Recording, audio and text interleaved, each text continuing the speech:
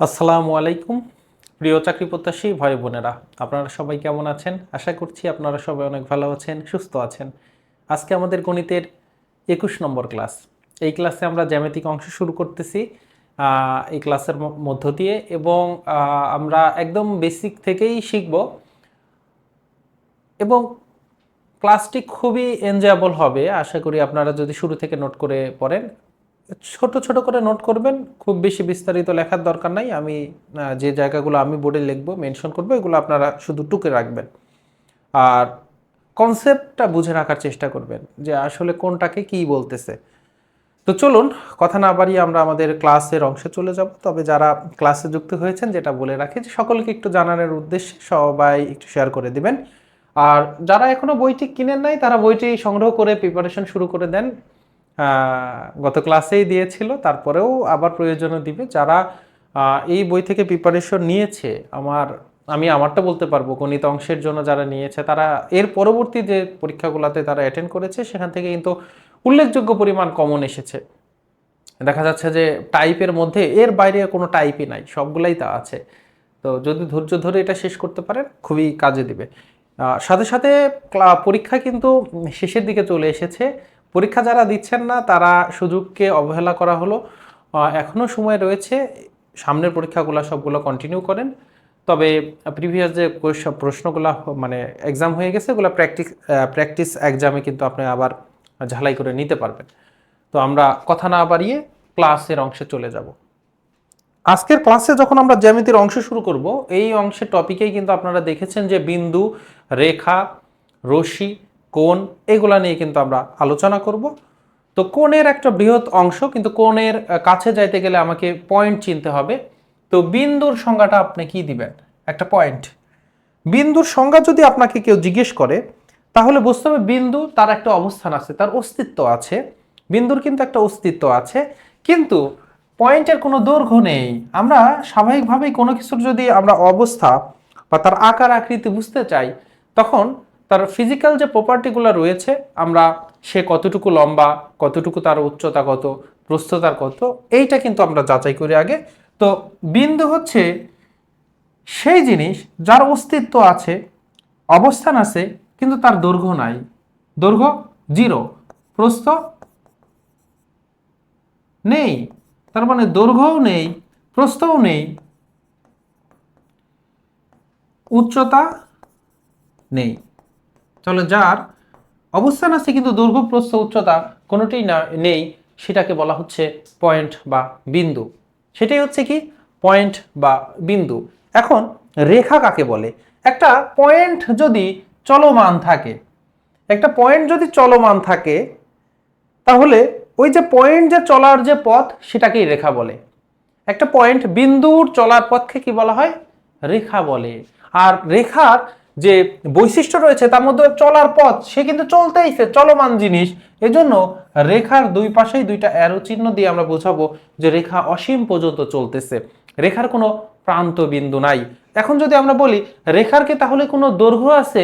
রেখার দৈর্ঘ্য অসীম পর্যন্ত যেহেতু চলতেছে, রেখার সুনির্দিষ্ট কোনো দৈর্ঘ্য নাই, রেখার সুনির্দিষ্ট কোনো দৈর্ঘ্য নাই। এখন আমরা বলতেছি যে রেখা হচ্ছে বিন্দুর চলার পথকে রেখা বলে। রেখা তো, বিন্দু তো সোজাভাবেও চলতে পারে, আবার বিন্দু কিন্তু আঁকাবাঁকা ভাবেও চলতে পারে। এজন্য রেখা হচ্ছে দুই প্রকার। একটা হচ্ছে স্ট্রেট লাইন, বা যেটাকে বলা হবে সরল রেখা। আমরা এখানে যে রেখাটা দিয়েছি সেটা হচ্ছে সরল রেখা, স্ট্রেট লাইন। আর এটা হচ্ছে আবার বক্ররেখা। তো আশা করি আপনাদের ক্লিয়ার হয়েছে যে রেখা মানে হচ্ছে বিন্দুর চলার পথ কি হচ্ছে রেখা বলে, এবং চলমান যেহেতু বিন্দু, সে অসীম পর্যন্ত চলবে, তার কোনো প্রান্ত বিন্দু নেই। এখান থেকে কিন্তু এমসিকিউতে প্রচুর প্রশ্ন এসেছে যে রেখার প্রান্ত বিন্দু কয়টি? একটি, দুইটি, পাঁচটি, অসংখ্য, না কোনো প্রান্ত বিন্দুই নেই। আনসার হচ্ছে রেখার কোনো প্রান্ত বিন্দু নাই। তাহলে এখানে নোট কি করবেন? এই কথাগুলা, যেমন বিন্দুর চলার পথকে রেখা বলে, রেখা দুই প্রকার, সরলরেখা, স্ট্রেট আর হচ্ছে বক্ররেখা। রেখার কোনো প্রান্ত বিন্দু নাই, সে চলমান, দুই দিকে অসীম পর্যন্ত চলতেই থাকে। এখন একটা রেখা থেকে যদি আমি নির্দিষ্ট পরিমাণ অংশ যদি কেটে নেই, তখন সেটাকে বলা হবে রেখা অংশ, বা একসাথে বললে রেখাংশ। এই রেখাংশ তাহলে আপনি কেটে নিছেন একটা হচ্ছে রেখা থেকে, অবশ্যই তার কিন্তু দুইটা ending opening point ending point বা দুইটা টার্মিনাল পয়েন্ট রয়েছে, তার মানে আদি বিন্দু এবং শেষ বিন্দু রয়েছে। এই যে যেহেতু আদি বিন্দু এবং শেষ বিন্দু রয়েছে, তাহলে এর নির্দিষ্ট কিন্তু একটা দৈর্ঘ্য আছে, নির্দিষ্ট দৈর্ঘ্য আছে। তাহলে রেখাংশ হচ্ছে কি হবে, রেখাংশর হচ্ছে নির্দিষ্ট পরিমাণ দৈর্ঘ্য আছে, যেটা একটা রেখা থেকে মানে কর্তন করা হয়েছে বা কেটে নেওয়া হয়েছে। রেখার কিন্তু প্রস্থ বা উচ্চতা নাই, রেখা হচ্ছে ওয়ান ডাইমেনশনালের দৈর্ঘ্য আছে। মানে রেখাংশ তাহলে কি, তার একটা নির্দিষ্ট দৈর্ঘ্য আছে। রেখার যদি বলে, রেখাও কিন্তু ওয়ান ডাইমেনশনাল, ওর দৈর্ঘ্যটা খুব অসীম পর্যন্ত বিস্তৃত, সুনির্দিষ্ট কোনো দৈর্ঘ্য নাই, কিন্তু অ্যাকচুয়ালি তার দৈর্ঘ্য আছে অসীম দৈর্ঘ্য। ঠিক আছে, সুনির্দিষ্ট কোনো দৈর্ঘ্য নাই। আর রশ্মি হচ্ছে যেই হচ্ছে রেখার এক প্রান্ত স্থির, তার মানে একটা প্রান্ত বিন্দু আছে, আর একটা প্রান্ত অসীম পর্যন্ত চলমান, সেটা হচ্ছে রশ্মি। তাহলে যদি বলা হয় যে রশ্মি বা রে এর প্রান্ত বিন্দু কয়টি, এর প্রান্ত বিন্দু হচ্ছে আমার একটি। বুঝতে পেরেছেন কিনা?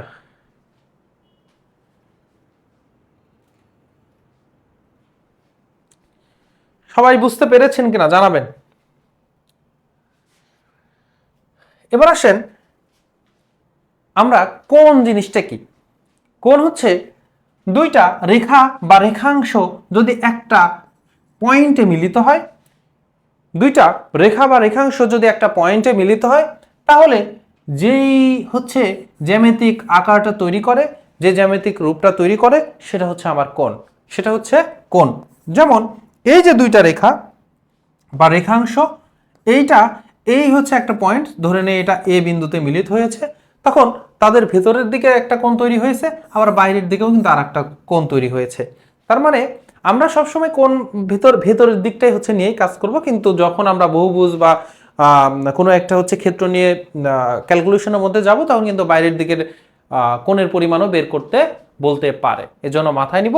এবং যদি আমরা দেখি ভেতরের দিকে একটা কোণ তৈরি হয়েছে, বাইরের দিকেও কিন্তু একটা কোণ তৈরি আছে, তো একটা বিন্দুর চারপাশে তাহলে কত ডিগ্রি কোণ তৈরি করা যায়? একটা বিন্দুর চারপাশে তো কোণ তৈরি করা যায়। আমরা যদি বিন্দু বরাবর যদি একটা স্ট্রেট লাইন হচ্ছে টানি, তাহলে এটা খুব সহজভাবে হয়, যেহেতু আমরা ওইদিকে এখনো যাই নাই। সরল কোণ আসলে এখনো আপনারা সবাই জানেন, কিন্তু ক্লাসের সিকোয়েন্স ধরার কারণে আমি এখনই বলতেছি না। ওকে, আপনারা যারা জানেন তারা আনসার করে দিবেন। এই যে কোণের কথা বললাম, যে যখন দুইটি রেখা একটা বিন্দুতে মিলিত হবে, তার ভিতরের দিকে যে জ্যামিতিক রূপ বা জ্যামিতিক আকার তৈরি হয়, সেটা হচ্ছে আমার কোণ। এই কোণের পরিমাণ যদি আমার 90 ডিগ্রি হয়, তখন সেই কোণকে বলবো হচ্ছে রাইট অ্যাঙ্গেল বা সমকোণ। তাহলে সমকোণ তৈরি করার জন্য আমরা একটা রেখার উপরে একটা লম্ব আমরা যদি অঙ্কন করি, তাহলে দুই সাইডে দুইটা 90 ডিগ্রি করে কোণ উৎপন্ন হয়। এই 90 ডিগ্রি কোণকে কি বলা হয়? সমকোণ বলা হয়। আর সূক্ষ্মকোণ হচ্ছে বা অবটিউস হচ্ছে অ্যাঙ্গেল কি, যদি আমাদের কোনো কোণের পরিমাণ 0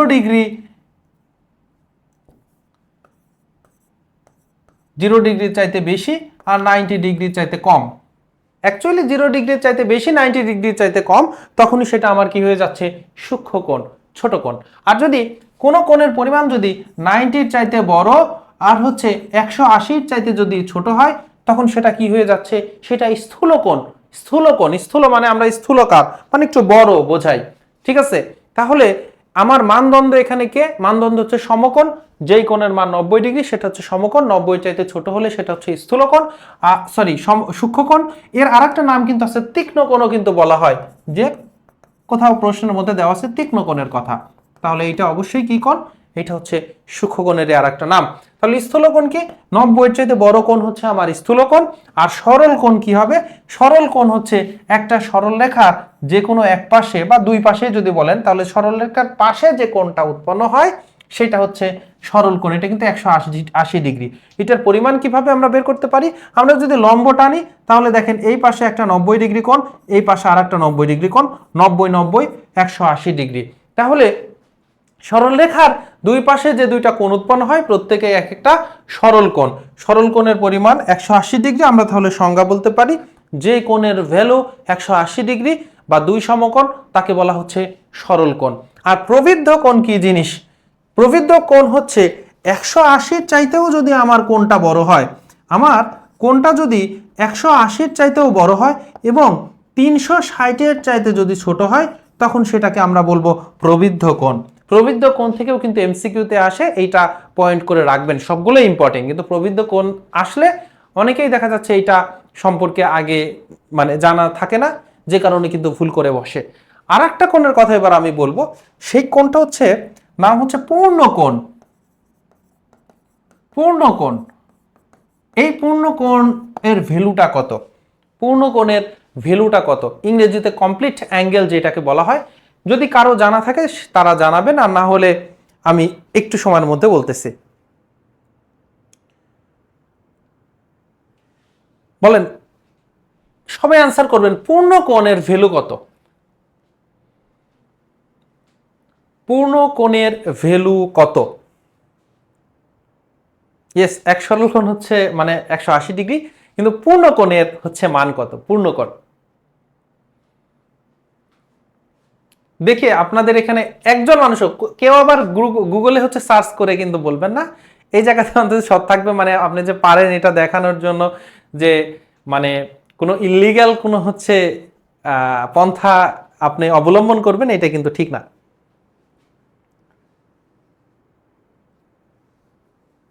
উৎস দেবনাথ একজন আনসার করেছে যে 360 ডিগ্রি হচ্ছে পূর্ণ কোণ। আপনার আনসারটা সঠিক হয়েছে, হাসি মুখ হচ্ছে আনসার করেছে। আবার দেখে দেখে কেউ আনসার করিয়ে না। পূর্ণকোণ হচ্ছে 360 ডিগ্রি, যে 360-এর চেয়ে ছোট 180-র চেয়ে বড় কোণগুলা কিন্তু আমার কত? সেটা হচ্ছে প্রবৃদ্ধ কোণ। কিন্তু যখন সেটা একটা মানে কোণের পরিমাণ 360 ডিগ্রি হয়ে যাবে তখন সেটা পূর্ণ কোণ। এখন যদি বলেন যে এটা কেন পূর্ণ কোণ বলা হয়েছে, একটা বিন্দুকে যদি আপনি কোনো একটা পয়েন্টকে কেন্দ্র করে, পয়েন্টেই তো কোণ উৎপন্ন হয়, একে আবার আগের যদি বিন্দুতে নিয়ে আসেন, পুরা একটা হচ্ছে কি ক্লক সাইকেল যদি ঘুরিয়ে, তাহলে যদি আগের বিন্দুতে আসলে ওই যে ভেতরের যে পয়েন্ট আছে যাকে কেন্দ্র করে ঘুরেছে সেখানে যত ডিগ্রি কোণ উৎপন্ন হয় সেটা হচ্ছে পূর্ণকোণ। দেখেন এখানে এই বিন্দুতে কত ডিগ্রি কোণ উৎপন্ন হয়েছে? উপরের দিকে 180 ডিগ্রি, নিচের দিকে 180 ডিগ্রি। 180 ডিগ্রি 180 ডিগ্রি যোগ করলে 360 ডিগ্রি, মানে 2 সরল কোণ বা 4 সমকোণ। তো এই 4 সমকোণ যে একটা কোণের মান যদি হয় তাহলে তাকে বলা হয় একটা পূর্ণ কোণ বা কমপ্লিট অ্যাঙ্গেল। জেনে রাখবেন, কারণ এইগুলো দেখা যাচ্ছে হঠাৎ করে পরীক্ষায় দিলে বেশিরভাগ স্টুডেন্ট কিন্তু এখানে ভুল করে বসে। ইয়েস, এবারে সন্নিহিত কোণ আমরা দেখব। একটা কোণ তৈরি করার জন্য আমার দুইটা রেখা বা রেখাংশের প্রয়োজন হয়। একটা যদি আমি কোণ তৈরি করি, এখন দুইটা যদি কোণ তৈরি করেন তাহলে কি লাগবে? আমার 4টা রেখার প্রয়োজন হবে। কিন্তু আপনার যদি একটা বিন্দুতে যখন পাশাপাশি দুইটা কোণ তৈরি করছেন এমন ভাবে যে যাদের একটা বাহু হচ্ছে সাধারণ বাহু আছে, একটা কোণ তৈরি করতে দুইটা বাহুর প্রয়োজন হয়, দুইটা রেখার প্রয়োজন হয় বা দুইটা রেখাংশের প্রয়োজন হয়। তো আপনি একটা কাজ করছেন যে একটা পয়েন্টে দুইটা কোণ তৈরি করছেন, এক্স আর ওয়াই, যেটার একটা বাহু কমন রাখছেন, তখন কিন্তু দুইটা কোণ তৈরি করতে যে 4 বাহু লাগে, 4 বাহু না লাগেই কিন্তু 3 বাহুতেই আপনি তৈরি করতে পারছেন, কারণ মাঝের বাহুটা হচ্ছে কমন বাহু, যে দুইটা কোণ তৈরি করতেই অংশগ্রহণ করছে। তাহলে এই যে একটা কমন বাহু থেকে পাশাপাশি যে দুইটা কোণ যদি উৎপন্ন করা যায়, ওই পাশাপাশি দুইটা কোণকে কি বলা হয়? সন্নিহিত কোণ বলা হয়। সন্নিহিত মানেই পাশাপাশি। এখন দুইটা কোণ আপনি এই যে এটা আর এটাও তো পাশাপাশি আছে, এই দুইটাকে কিন্তু সন্নিহিত আপনি বলতে পারবেন না। সন্নিহিত হলে কি হইতে হবে? একটা বাহু আপনার কি হচ্ছে কমন একটা বাহু থাকবে, তখন তারা পাশাপাশি যদি একটা একটার সাথে লেগে থাকে তখন সেটা হচ্ছে সন্নিহিত কোণ হবে। একান্তর কোণ কি জিনিস হবে? একান্তর কোণ হচ্ছে, বুঝতে হলে আমাকে আগে সমান্তরাল দুইটা রেখা বা সমান্তরাল রেখার কনসেপ্ট বুঝতে হবে। আমরা দুইটা রেখা নিছি, দুইটা রেখা যদি পরস্পর সমান দূরত্বে থাকে প্রত্যেকটা পয়েন্টে, তাহলে সেই দুইটা রেখাকে বলবো সমান্তরাল বা সমান অন্তরাল রেখা। সব সময় এদের দুইজনের মধ্যে অন্তর বা অন্তরালটা সমান রেখেছে, এদের ডিস্টেন্স সব সময়ই সমান থাকতেছে, এবং এও যেহেতু সোজা স্ট্রেট লাইন, এও যেহেতু সরল রেখা, তাহলে অবশ্যই দুইজনই কি হয়েছে একই প্যারালালে আছে জন্য এরা সব সময় সমান মানে অন্তর বা সমান ডিস্টেন্স বজায় রাখতেছে, এবং এরা যদি অসীম পর্যন্তও চলে এইভাবে, তারা কিন্তু কোনো সময়ই একসাথে মিলিত হইতে পারবে না, একটা আরেকটাকে স্পর্শ করবে না, একটা আরেকটাকে কোনো পয়েন্টে কিন্তু সেট করার কোনো অপশন নাই। তাহলে সমান্তরাল রেখা থেকে কিন্তু প্রশ্ন আসে, সমান্তরাল রেখার ডিস্টেন্স কি থাকে? কনস্ট্যান্ট বা ধ্রুবক থাকে, সবসময় অপরিবর্তনীয় থাকে। এবং এই কারণে সমান্তরাল দুইটা রেখা আজীবনের কোনোদিনই একসাথে মিলিত হওয়ার কোনো সম্ভাবনা নাই। অনেক সময় প্রশ্ন করে দুইটি সমান্তরাল রেখা পরস্পর কতবার মিলিত হবে?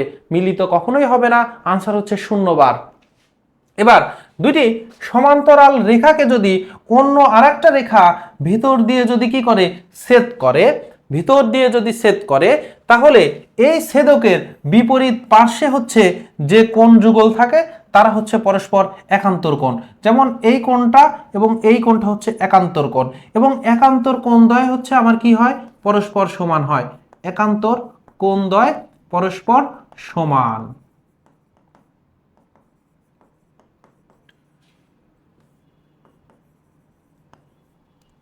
এখন একান্তর কোণ এখানেও কিন্তু দেখেন এই সাইড এবং এই সাইডে আরও কিন্তু একান্তর কোণ রয়েছে। আবার এই কোণটা এবং এই কোণটা এরাও কিন্তু আবার একান্তর কোণ। আপাতত এই সাইডে হচ্ছে না, এই দুইটা অন্তত বুঝেন যে একান্তর কোণগুলা এইরকম জেড আকৃতির হয়। এই যে সমান্তরাল দুইটা রেখা একটা ছেদক করছে, তখন এই ছেদকের বিপরীত পাশে যে দুইটা কোণ থাকে, এই দুইটা কোণ হচ্ছে আমার কি? একান্তর কোণ। এবং একান্তর কোণদ্বয় পরস্পর কি হয়? একান্তর কোণদ্বয় পরস্পর হচ্ছে সমান হয়। বুঝতে পেরেছেন কিনা?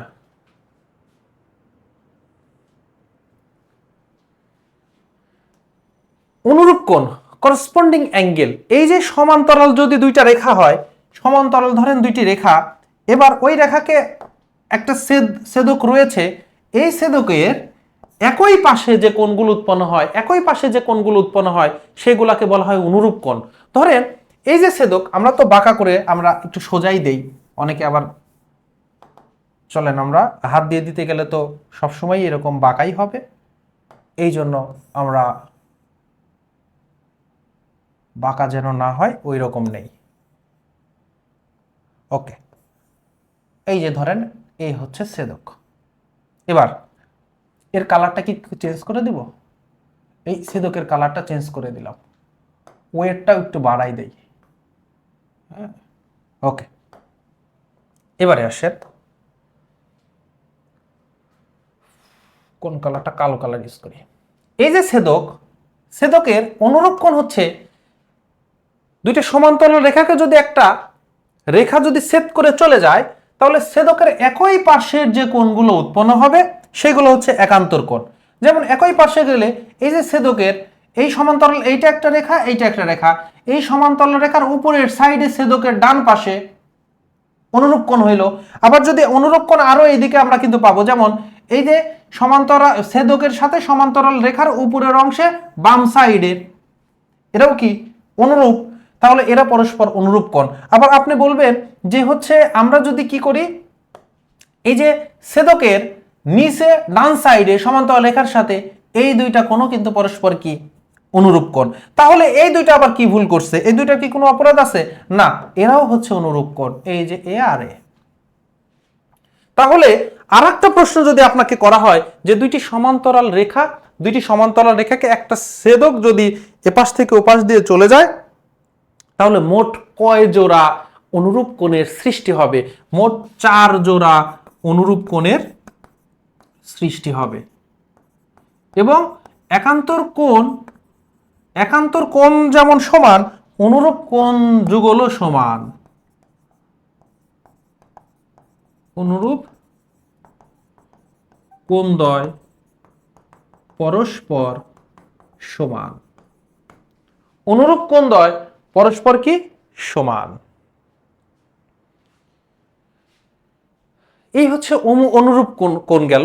এবার যদি বিপ্রতীপ কোণের কথা বলা হয়, দুইটা স্ট্রেট লাইন যদি তির্যকভাবে একটা আরেকটাকে যদি ছেদ করে চলে যায়, তাহলে এই যে ছেদ পয়েন্টের বিপরীত দিকে যে কোণগুলা উৎপন্ন হয় সেই কোণগুলা একটা আরেকটার বিপ্রতীপ কোণ। তাহলে একটা রেখা যখন আরেকটা রেখাকে ছেদ করে চলে যায় তখন মোট যে চারটা কোণ উৎপন্ন হয় এই চারটা কোণের বিপরীত কোণগুলা পরস্পর বিপ্রতীপ কোণ। তাহলে যদি আমরা বিপ্রতীপ কোণের কথা বলি, এই কোণটা আর এই কোণ হচ্ছে বিপরীত সাইডে আছে, এই কোণ দুইটা পরস্পরের বিপ্রতীপ কোণ। আবার এই দিকে যদি আমরা এই কোণটা বলি আর এই কোণটা পরস্পরের বিপ্রতীপ কোণ, এবং বিপ্রতীপ কোণ দ্বয় কি হবে? বিপ্রতীপ কোণদ্বয় পরস্পর সমান। এই যে আপনাকে জানতে হবে একান্তর কোণগুলো সমান, অনুরূপ কোণগুলো সমান, বিপ্রতীপ কোণগুলো সমান, কারণ এগুলা থেকে চিত্র দিলে যেন আপনি সলভ করে বের করতে পারেন। এবার আসেন, এতক্ষণ যেগুলা বোঝালাম এই সবগুলোই ইম্পর্টেন্ট, কিন্তু এর চাইতেও সর্বাধিক ইম্পর্টেন্ট টপিক হচ্ছে এই দুইটা হচ্ছে টাইপের কোণ। এখন আমরা যে দুইটা দেখব, এতক্ষণ আমরা যেটা দেখেছি যে একটা কোণকে আরেকটা কোণ, একটা কোণের বিপ্রতীপ কোণ আরেকটা পাচ্ছি এবং এদের পরিমাণের উপরে নির্ভর করতেছিল না। এবারে দেখেন পূরক কোণ, এগুলো সবসময় তুলনা করা হবে, দুইটা কোণ, পূরক কোণের মধ্যে দুইটা কোণ থাকবে, তার মানে একজন আরেকজনের পূরক কোণ হবে। এরপরে আমরা সম্পূরক কোণ দেখব। ধরেন দুইটা কোণ, এই ধরেন এই দুইটা কোণের কথা, একটা এক্স আর একটা ওয়াই, মানে দুইটা সন্নিহিত কোণ। তো যখন এখানে দুইটা সন্নিহিত কোণ আলাদা আলাদা হলে, ধরেন এখানে, তো দুইটা কোণের যোগফল যদি 90 ডিগ্রি হয়, 90 ডিগ্রি মানে এক সমকোণ, দুইটা কোণের যোগফল যদি 90 ডিগ্রি হয় তখন একটা কোণকে আরেকটা কোণের পূরক কোণ বলা হবে। তার মানে পরস্পরের পূরক কোণ। দুইটা কোণের, লিখে নেন, দুইটা কোণের যোগফল যদি 90 ডিগ্রি হয় বা এক সমকোণ হয় তখন কোণ দুইটি পরস্পরের পূরক কোণ। তাহলে আপনাকে যদি বলা হয় যে 30 ডিগ্রি এর পূরক কোণ কত, আনসার কত? আমরা জানি যে দুইটা কোণের যোগফল যদি 90 ডিগ্রি হয় তখন তাদেরকে পরস্পরের পূরক কোণ বলে। একটা কোণ 30 ডিগ্রি, আমরা ধরে নিলাম এর পূরক কোণ এক্স, তাহলে 30 ডিগ্রি প্লাস এক্স ইকুয়াল হচ্ছে 90 ডিগ্রি। এখান থেকে এক্স ইকুয়াল তাহলে কত হবে? 90 মাইনাস 30, তার মানে 60 ডিগ্রি। তাহলে 30 ডিগ্রির পূরক কোণ হচ্ছে 60 ডিগ্রি। আবার যদি উল্টা প্রশ্নটাকে আপনাকে উল্টায় করা হয় যে 60 ডিগ্রির পূরক কোণ কত, তাহলে 60 ডিগ্রির পূরক কোণ হচ্ছে 30 ডিগ্রি। সহজ কথায় কোনো একটা কোণের পূরক কোণ বের করতে হলে 90 ডিগ্রি থেকে ওই কোণটাকে বিয়োগ করে দিতে হবে। 30 ডিগ্রি এর পূরক কোণ 90 থেকে 30 বিয়োগ করলে 60 হয়। 60 ডিগ্রির পূরক কোণ 90 থেকে 60 বিয়োগ করলে 30 হবে। তাহলে যদি বলা হয় যে 35 ডিগ্রির পূরক কোণ, তাহলে 90 থেকে 35 আমাকে বিয়োগ করে দিয়ে পূরক কোণ বের করে ফেলতে হবে 55। আপনাকে যদি বলা হয় 90 ডিগ্রি এর পূরক কোণ কত, 90 ডিগ্রি এর পূরক কোণ কত, তাহলে 90 থেকে 90 ডিগ্রি বিয়োগ করে দিলে 0 ডিগ্রি হচ্ছে 90 ডিগ্রি এর পূরক কোণ। বুঝতে পেরেছেন কিনা একটু সবাই হচ্ছে আমাকে মানে অন্তত হ্যান্ড তুলে হইলেও জানাবেন, মানে কমেন্টে একটা ইমোজি দিয়ে হলেও যে বুঝতে পেরেছেন। এখন এই যে দুইটি কোণের যোগফল 90 ডিগ্রি হলে একটা আরেকটা কোণের কমপ্লিমেন্টারি কোণ বলা হচ্ছিল, আর সাপ্লিমেন্টারি কোণ যেটা হচ্ছে সম্পূরক কোণ। এখানে যেটা হবে যে দুইটা কোণের যোগফল যদি আমার 180 ডিগ্রি বা দুই সমকোণ হয় তখন সেই দুইটা কোণকে পরস্পরের সম্পূরক কোণ বলা হবে, পরস্পরের সম্পূরক কোণ বলা হবে। যদি আপনাকে প্রশ্ন করা হইল যে 35 ডিগ্রি এর সম্পূরক কোণ কত,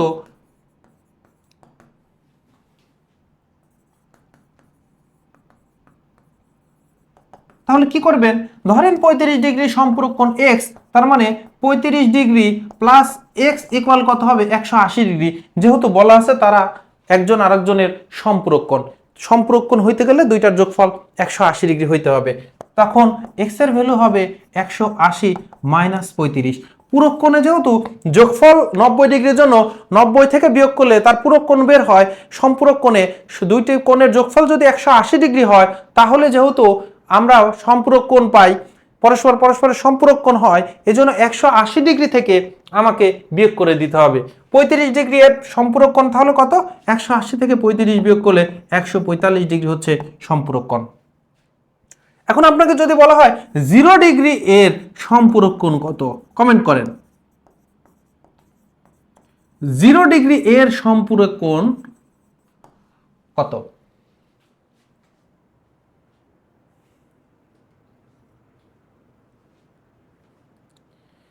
তাহলে 0 ডিগ্রি এর সম্পূরক কোণ কত? সবাই आंसर দিবেন।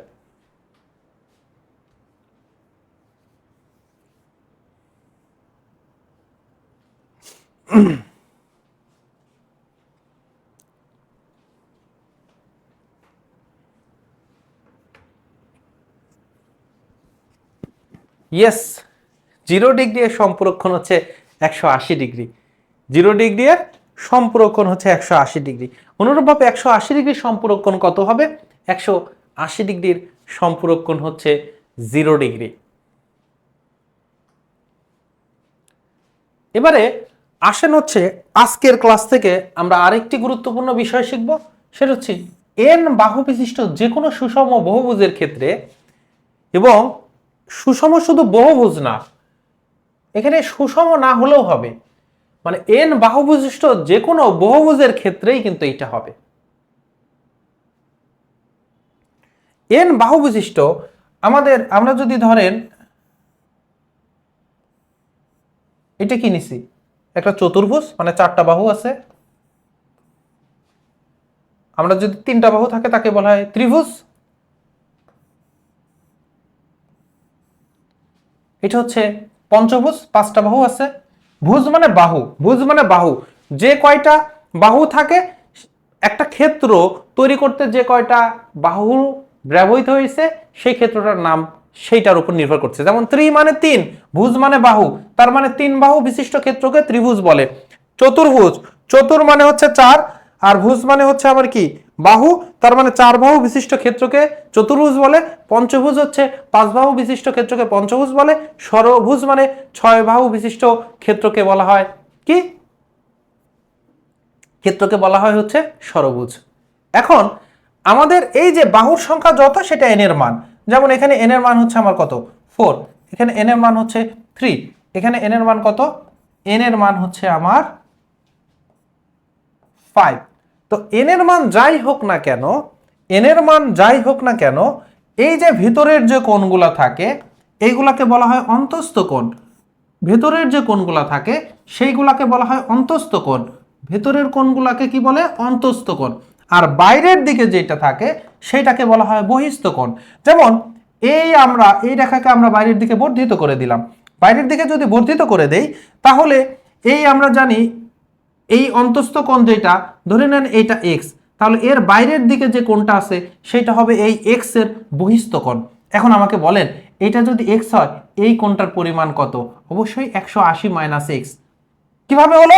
কারণ এটা তো একটা স্ট্রেট লাইন, এখানে যে কোণটা তৈরি হয়েছে সেই কোণটা হচ্ছে 180 ডিগ্রি, আর আমরা জানি একটা হচ্ছে সরলরেখার এক পাশে কি থাকে? এক সরল কোণ থাকে, 180 ডিগ্রি থাকে। তাহলে 180 ডিগ্রির মধ্যে যদি এই পাশেটা x হয়, তাহলে অবশ্যই 180 থেকে x বিয়োগ করলে যতটুকু থাকে এইটা এখানে। বুঝতে পেরেছেন কিনা? অনুরূপভাবে আমাদের এখানেও যদি আপনি বর্ধিত করে দেন, এটাকেও যদি এদিকে বর্ধিত করে দেন, এটা যদি y হয়, এটা যদি y হয়, তাহলে এই পাশে কত আছে? 180 - y। এটা খুব, এই দিকেও যদি আপনি বর্ধিত করেন সব জায়গা থেকে, মানে এটা আর এইটা কত হবে? 180 ডিগ্রি হবে। এটাকেও যদি আপনি এইদিকে বর্ধিত করেন, এই পয়েন্টেও কত ডিগ্রি কোণ আছে? 180 ডিগ্রি কোণ আছে। তাহলে এই যে আপনার চতুর্ভুজ, চতুর্ভুজের বাহু কয়টা? 4টা বাহু থাকে। এজন্য চতুর্ভুজের পয়েন্ট কয়টা? চতুর্ভুজে শীর্ষবিন্দু কয়টা থাকে? চতুর্ভুজের শীর্ষবিন্দু কিন্তু 4টা। মাথায় রাখবেন যে যত ভুজ ততটা শীর্ষবিন্দু আছে। যেমন এটা ত্রিভুজ, তার 3 বাহু, এখানে 3টা শীর্ষবিন্দু আছে। এটা হচ্ছে পঞ্চভুজ, এখানে 5টা শীর্ষবিন্দু আছে। এবং আপনি দেখতেই পাচ্ছেন যে প্রত্যেকটা শীর্ষবিন্দুতে তার ভিতরের কোণ এবং বাইরের কোণ মিলায়ে 180 ডিগ্রি। 180 ডিগ্রি মানে এক সরল কোণ। বুঝতেছেন কিনা বোঝার চেষ্টা করবেন, আমি কিন্তু আপনাদেরকে সূত্র বোঝাচ্ছি, মানে সূত্র কিভাবে আসছে। এই পয়েন্টে এক সরল কোণ বা 180 ডিগ্রি কোণ, এখানে আর একটা 180 ডিগ্রি এক সরল কোণ, আর একটা এক সরল কোণ, এখানেও একটা এক সরল কোণ। তাহলে আমার যে একটা ভুজ থাকবে সেটা 4 বাহু হলে চতুর্ভুজ, 3 বাহু হলে ত্রিভুজ, 5 বাহু হলে পঞ্চভুজ, 6 বাহু হলে ষড়ভুজ। যে যত ভুজ তত কয়টা শীর্ষবিন্দু, আর প্রত্যেকটা শীর্ষবিন্দুতে একটা ভিতরের যে কোণটা আছে তার মানে ভিতরের কোণকে বলা হয় অন্তস্থ কোণ, আর বাইরের যে কোণ আছে সেটাকে বলা হয় বহিস্থ কোণ। অন্তস্থ কোণ আর বহিস্থ কোণের যোগফল হয় 180 ডিগ্রি, মানে এক সরল কোণ। যে কয়টা পয়েন্ট থাকবে তত সরল কোণ। তার মানে এন বাহু বিশিষ্ট, এন বাহু বিশিষ্ট বহু ভুজের অন্তস্থ ও বহিস্থ কোণের সমষ্টি কত হবে? n গুণন 180 ডিগ্রি। বলেন বুঝতে পেরেছেন কিনা? চারভুজ মানে চারটা শীর্ষবিন্দু, প্রত্যেকটা শীর্ষবিন্দুতে 180 ডিগ্রি করে কোণ উৎপন্ন হয়েছে। তাহলে মোট অন্তস্থ কোণ, এই যে ভিতরের কোণগুলো অন্তস্থ কোণ, বাইরের কোণগুলো বহিস্থ কোণ, ভিতরের কোণ অন্তস্থ কোণ, বাইরের কোণ বহিস্থ কোণ, ভিতরের কোণ অন্তস্থ কোণ, বাইরের কোণ বহিস্থ কোণ। তাহলে মোট অন্তস্থ কোণ আর বহিস্থ কোণের যোগফল তাহলে কত হবে? 4 গুণন 180 ডিগ্রি। বাহুর সংখ্যা যখন 4টি থাকবে, যখন বাহুর সংখ্যা 3টি থাকবে 3 গুণন 180 ডিগ্রি, যখন বাহুর সংখ্যা কয়টা থাকবে? বাহুর সংখ্যা 5টা থাকবে 5 গুণন 180 ডিগ্রি। তার মানে 5টা 180 ডিগ্রি থাকবে। আর এই যে ভেতরের কোণগুলোর পরিমাণ কত হবে? ভেতরের কোণগুলো হবে এই বাহুর চাইতে 2 কম, 5 - 2 গুণন 180 ডিগ্রি। এখানে হচ্ছে 4 - 2 গুণন 180 ডিগ্রি, আর এখানে হচ্ছে 3, সবগুলাই তো হয়ে গেছে। এখানে 3 - 2 গুণন 180 ডিগ্রি। দেখেন তো 3 - 2 হচ্ছে কত? 1 গুণন 180 ডিগ্রি। এই যে 180 ডিগ্রি কিন্তু এইভাবেই আসছে। সেটা হচ্ছে ত্রিভুজের 3 কোণের সমষ্টি কত? 180 ডিগ্রি। আমরা শিখি নাই এখন পর্যন্ত, আমি আপনাদেরকে করাই নাই, ছোটবেলায় যারা করেছেন মনে থাকলে মনে থাকার কথা, কারণ এটা অনেকবার অনেক জায়গায় লিখেছে। ত্রিভুজের 3 কোণের সমষ্টি 2 সমকোণ বা 180 ডিগ্রি। ওকে, বলতেছেন যে ক্লিয়ার। এখন যদি সুষম বলে, সুষম মানে কি? ভিতরের সবগুলা কোণের পরিমাণ সমান হবে, ভিতরের সবগুলা কোণের পরিমাণ সমান হবে। সুষম মানে সবগুলা কোণের পরিমাণ সমান। আর যদি সবগুলা কোণের পরিমাণ যদি সমান হয়, এখনো কিন্তু আপনাদের মাথায় একটা জিনিস থাকার কথা যে n-2 কেন দিলাম, এটা কিন্তু বের করা একদমই ইজি। আমি আপনাদেরকে অন্তত একটার ক্ষেত্রে, ত্রিভুজের ক্ষেত্রে এটা দেখাই। এই যে একটা ধরেন ত্রিভুজ, না হলে একটু অসম্পূর্ণ থাকবে, নিজের কাছেই আমার কাছে অসম্পূর্ণ মনে হচ্ছে। ধরেন ত্রিভুজ ABC, এই ত্রিভুজের এই কোণটা x, এই কোণটা ধরেন y, আর এই কোণটা ধরেন আমি z ধরলাম। এবার আমি যদি এই যে AB বাহুর সমান্তরাল, এখান থেকে যদি একটা সমান্তরাল, যদি আমি একটা বাহু যদি এখান থেকে যদি আমরা টানি, তার মানে এই বাহুটা সমান্তরাল বাহু টানছি, তখন এই y কোণ আর এই কোণটা কিন্তু, এই কোণটা y হবে। এখন যদি আপনি বলেন কেন y হবে? অনুরূপ কোণ কি ছিল? দেখেন তো, এই বাহুটা আর এই বাহু যদি সমান্তরাল হয়, তাহলে এই যে এই দুইটা অনুরূপ কোণ, তাহলে দেখেন এই কোণটা আর এই কোণটা অনুরূপ কোণ, আর আমরা জানি অনুরূপ কোণ পরস্পর সমান, তাহলে এটা যেহেতু y, এটাও y। এবারে আসেন, এই যে z কোণ, এটার এটা যেহেতু আমার সমান্তরাল, এটা তাহলে ছেদক, এই যে z কোণের বিপরীত পাশে এটাও তাহলে z কোণ হবে। কি কোণ? z কোণ হবে। কেন? কারণ একান্তর কোণ, আর একান্তর কোণগুলো পরস্পর সমান। তাহলে দেখেন এইটা কিন্তু z হচ্ছে আর এটা y হচ্ছে। এখন এই ভিতরেরটা z, এটা y ছিল, এইটা হয়ে গেল z, এইটা y ছিল।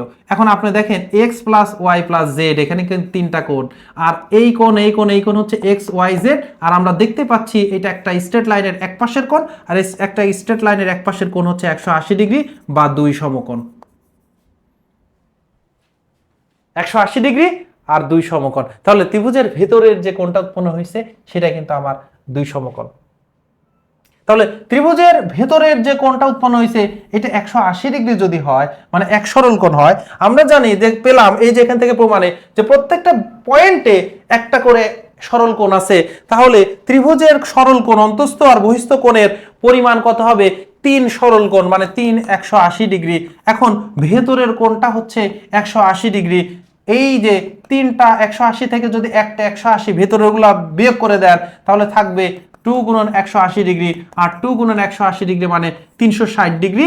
এই জন্য দেখেন বহিস্থ কোণের সমষ্টি হচ্ছে 360 ডিগ্রি। এবং মজার ব্যাপার হচ্ছে এটা ত্রিভুজের ক্ষেত্রেও বহিস্থ কোণ হচ্ছে যে, মানে বহিস্থ কোণগুলোর সমষ্টি 360 ডিগ্রি। পঞ্চভুজ হলেও বহিস্থ কোণগুলোর পরিমাণ 360 ডিগ্রি থাকে, এরও প্রমাণ আছে, খুবই সহজ প্রমাণ।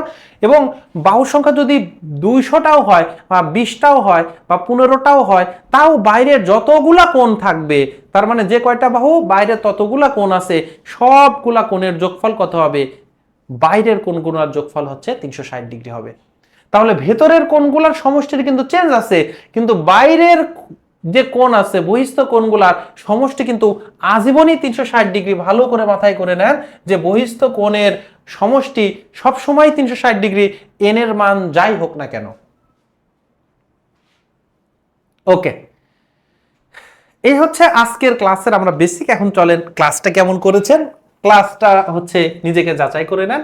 বিন্দু হচ্ছে কয় মাত্রিক? আনসার করবেন। বিন্দু হচ্ছে কয় মাত্রিক?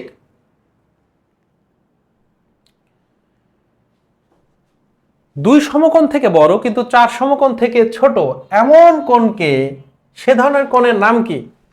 সবাই আনসার করবেন দ্রুত।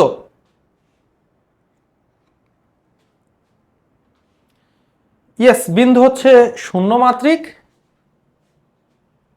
বিন্দু হচ্ছে আমার শূন্য মাত্রিক। দুই সমকোণ থেকে বড়, 4 সমকোণ থেকে ছোট, এটা হচ্ছে প্রবৃদ্ধ কোণ। একটি কোণের মান তার সম্পূরক কোণের মানের অর্ধেকের সমান। কোণটির মান কত? দেখেন একটি কোণের মান, তাহলে এই কোণের মানকে আপনি x ধরে নেন, তাহলে তার সম্পূরক কোণ কত হবে? তার সম্পূরক কোণ হবে তাহলে 180 মাইনাস এক্স। আমরা জানি সম্পূরক কোণ হচ্ছে 180 থেকে বিয়োগ করতে হয়, দিয়ে বলতেছে ওই কোণটার মান হচ্ছে তার সম্পূরক কোণের অর্ধেক। তাহলে ওই কোণটার মান x হচ্ছে তার যে সম্পূরক কোণ, এই সম্পূরক কোণের অর্ধেক 2 দিয়ে ভাগ করে দিলেন। এখন ক্যালকুলেশন করে x এর ভ্যালু বের করতে হবে। তাহলে হচ্ছে 2x 180 মাইনাস এক্স, এই এক্সটা এই পাশে আসলে হচ্ছে 3x ইকুয়াল 180 ডিগ্রি। তাহলে x ইকুয়াল হচ্ছে 3 6 18 60 ডিগ্রি। Very simple. এবার দেখেন এই যে যদি ওইটা বুঝে থাকেন, একটি সুষম বহুভুজ বলছে কি সুষম। সুষম মানে কি? প্রত্যেকটা বাহুর দৈর্ঘ্য সমান, প্রত্যেকটা বাহুর দৈর্ঘ্য সমান। একটি সুষম বহুভুজের প্রত্যেকটি কোণের মান 180 ডিগ্রি, এর বাহু সংখ্যা কত? তাহলে এন এর মানে জিজ্ঞেস করছে। এখন সুষম বহুভুজের অন্তস্থে যে যে কোণগুলা থাকে, অন্তস্থ অন্তস্থ কোণগুলোর সমষ্টি কত বলেন তো? n মাইনাস 2 গুণন 180 ডিগ্রি। অন্তস্থ কোণগুলোর সমষ্টি n মাইনাস 2 গুণন 180 ডিগ্রি। এখন বলছে সুষম, তার মানে প্রত্যেকটা বাহু সমান, আর সমান বাহুগুলোর বিপরীত কোণগুলো আবার সমান হবে। তার মানে আমার প্রত্যেকটা কোণই সমান হবে। n বাহু বিশিষ্ট বহুভুজের, যেমন ত্রিভুজের কোণ থাকে 3টা, চতুর্ভুজের কোণ থাকে 4টা, তাহলে বাহু যদি n সংখ্যক হয় কোণ থাকবে n সংখ্যক। আর প্রত্যেকটা কোণের মান যেহেতু সমান, এই সমষ্টিকে তখন আমি কি করতে পারবো? n দিয়ে ভাগ করলে প্রত্যেকটা কোণের মান পাবো, এবং কোণের মান দেওয়া আছে 168 ডিগ্রি 168। ক্যালকুলেশন যদি করি n দিয়ে 360 গুণ করে দেই, আমি আর এক লাইন n মাইনাস 2 গুণন 180 ডিগ্রি 168 n। এখন যদি করি n 180 n, সরি এখানে ডিগ্রি ইউজ করব না, মানে পরিমাণ যেহেতু এখানেও আপনার প্রয়োজন, তাহলে ডিগ্রি দেন, দিচ্ছেন 180 n, আর 180 দিয়ে 360 ইকুয়াল 188 n। এটা যদি এই পাশে নিয়ে আসি 180 থেকে বিয়োগ করলে 12 n থাকতেছে, সব জায়গাতে ডিগ্রি যেহেতু দিচ্ছি, ইকুয়াল এটা ওই পাশে গেলে 360। এবার যদি তাহলে n এর পরিমাণ যদি বের করি, 360 ডিগ্রিকে আমার 12 ডিগ্রি দিয়ে ভাগ করতে হবে, 3 12 60, সরি ডিগ্রি ডিগ্রি কাটাকাটি, তখন হচ্ছে 30। আবার ডিগ্রি দিচ্ছি, ডিগ্রি ডিগ্রি তো কাটাকাটি হয়ে যাবে। তাহলে আমার কয়টি রয়েছে? বাহু রয়েছে হচ্ছে 30টি, 30টি বাহু রয়েছে। এবার দেখেন 180 মাইনাস এক্স, এ কোণের সম্পূরক কোণ কোনটি? সম্পূরক কোণ বের করতে হলে আমাকে কি করতে হবে? যেমন 0 ডিগ্রি এর সম্পূরক কোণ হচ্ছে 180 ডিগ্রি, 180 থেকে 0 বিয়োগ। 35 ডিগ্রি এর সম্পূরক কোণ হচ্ছে 180 মাইনাস 35, তার মানে হচ্ছে ইকুয়াল 145 ডিগ্রি। এখন এই কোণটা 180 মাইনাস এক্স, এটার সম্পূরক কোণ কত হবে? 180 থেকে 180 মাইনাস এক্স, তাহলে বিয়োগ করে দিতে হবে। 180 মাইনাস 180 মাইনাস মাইনাসে প্লাস এক্স, 180 180 কাটা এক্স হচ্ছে আনসার। খুবই কিন্তু কমন হচ্ছে কি প্রশ্ন, এটা অনেক কিন্তু আসে। সবাই যে জিরো আনসার করতেছেন, জিরো না, 0 ডিগ্রির সম্পূরক কোণ হচ্ছে 180 ডিগ্রি। যদি বলতো 180 ডিগ্রি এর সম্পূরক কোণ কত, তাহলে 0 ডিগ্রি হইতো, কিন্তু এখানে তো 180 মাইনাস এক্স আছে। সবাই কি ভুল বুঝতে পেরেছেন? যারা যারা ভুল করেছেন বুঝতে পেরেছেন কিনা? এই জাতীয় ক্লাসে ভুল করেন এটা কোনো সমস্যা না, ক্লাসে ভুল করলে এটা কোনো সমস্যা না, কিন্তু আমি কিন্তু যেটা বলে থাকি, যে জিনিস জীবনে একবার ভুল করেছেন ওই জিনিস আর দ্বিতীয়বার যেন ভুল না হয়, এরকম ওই সময় একটা সংকল্প করতে হবে, দৃঢ় প্রতিজ্ঞ হইতে হবে নিজের কাছে নিজে। দ্বিতীয়বার আবার ভুল হলেও সমস্যা নাই, কিন্তু আরো বেশি রিগ্রেট ফিল করতে হবে এবং আরো বেশি মনে রাখার চেষ্টা করতে হবে। এরকম 2-3 বার ভুল করার পরে আর জীবনে আপনি আর ভুল করবেন না। আচ্ছা, তাহলে ক্লাসটি যদি ভালো লেগে থাকে, যারা শেয়ার করেন এরা আপনারা শেয়ার করে দিবেন, এবং কোনো মতামত থাকলে মতামত জানাবেন, ভালো লাগলে সেটাও জানাবেন, খারাপ লাগলেও জানাবেন। আজকে বিদায় নিচ্ছি, আপনাদের সাথে দেখা হবে আগামী ক্লাসে। সে পর্যন্ত ভালো থাকেন, সুস্থ থাকেন। আসসালামু আলাইকুম ওয়া রাহমাতুল্লাহ।